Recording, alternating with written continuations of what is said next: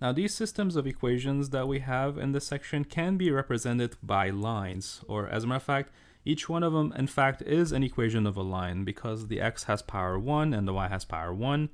Similarly on the other equations. So in other terms, what we're doing when we're solving one of these problems is basically graphing two lines and figuring out whether the lines intersect or not.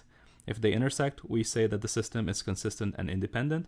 We say the word consistent because there's an intersection point, and we say the word independent because there was only one single intersection point. And sometimes the lines are parallel to one another, in which case we say that the system is inconsistent, meaning there is no crossing, there's no intersection between the two lines, meaning the system does not have a solution. And finally, there are situations that will happen where the lines are directly on top of one another. In that case, every point on the first line is automatically a point on the second line. And so we say that there's a solution, that's the word consistent, and we say the word dependent to refer to the fact that these lines are overlapping and everything on the first line is a point on the second line, okay? So let's take a look at how to graph one of these systems of equations by using the graphing method, okay? So the first equation is going to be x plus y equal to 4, and the second equation is going to be x minus y equals to 2. Now we can use the TI calculator to make the graphs. As a matter of fact, I'm going to do that in a minute, but first I want to show you how to do it by hand in case you forget your TI calculator or in case you have to do it by hand sometime. So in order to do this problem, I'm going to first isolate the variable y by moving the x over. And once I do that, I'm going to determine that the slope of the problem is -1. That's the number in front of the x. And the y-intercept is the point 0, 4. So in other terms, I'm going to grab the slope by looking at what the number in front of the x is. And I'm going to find out what the y-intercept is by looking at the number all the way at the end. That tells me the y-intercept. So my line is going to basically start at 0, 4. That's the y-intercept. And the slope is -1, which tells me that the rise over the run is equal to -1. So for every step I go down, I'm going to have to move 1 to the right. So go down 1 step, move over 1 to the right. Go down 1 step, move over 1 to the right. And that's basically the end of that problem. So I'm going to connect my dots in a nice little line, and that's basically how it's going to end. So that's my first line, basically. Okay. Then we're going to repeat the same thing again on the second line. So here, I'm going to move the x over again. So it's going to make it -x plus 2. Then I'm going to divide by negative sign everywhere to get y equal to x minus 2. So the slope this time is going to be 1. That's the number in front of the in front of the x. And then the y-intercept is going to be 0, -2.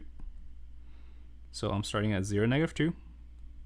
And I got that number by looking at -2 right there and saying that that's the y-intercept.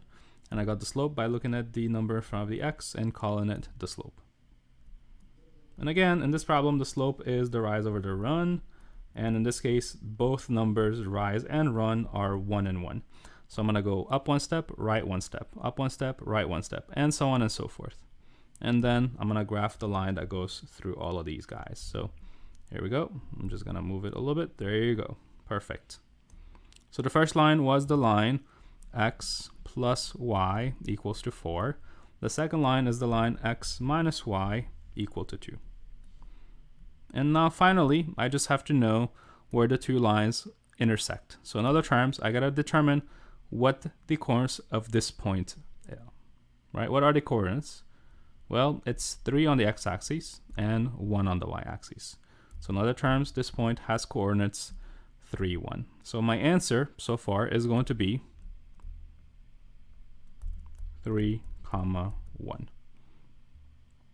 Now, the lines in my graph intersected once, so I'm going to say the word consistent. That means that I was able to find an intersection point, and I'm going to say the word independent. Why independent? Because the lines cross each other once. They were not overlapping. And that's how the problem ends. So let me show you how to do this with a calculator, so that way you can save some time and save some steps. Okay, in order to graph this with a calculator, we need to first turn on the calculator and go to the graphing menu and type the equations in after we got the y by itself. So make sure that you do the first step right. Make sure you get the y by itself right. So -1x plus 4 is the first equation. And the second equation, once we got the y by itself, it was x minus 2. So we're going to do that first. Then we're going to click zoom 6. And you'll see a graph similar to the one I did on my PDF form earlier. Now I want the intersection point right there on the graph. So how am I going to find it? So to find the intersection point on this line, I'm going to go like this: second, and then click on the word trace. That opens up a hidden menu called the calculate menu. What we're going to do next is go to the option number 5, which says intersect. Just click enter, and it's going to ask you a few questions. It's going to say, what's the first curve? It doesn't matter, pick one. I'm picking the blue one. Then it jumps automatically to the second one and says, do you want this to be the second curve? And then I'm going to say yes. And then finally it says guess. To save battery power, I'm going to use my little arrows to go as close as possible to the intersection point. This way the calculator does not take forever to find the numbers. And I'm just going to click enter. And there it is. It's blinking at the intersection point, and the intersection point has x coordinate 3 and y coordinate of 1. And that means I'm now finished. That's the same numbers that I recorded on my solution. Okay, so we can try it again over here on this problem, or you can try it on yourself, on your own. So I'll, keep it visible for a second, and I'll give you the solution in a second video.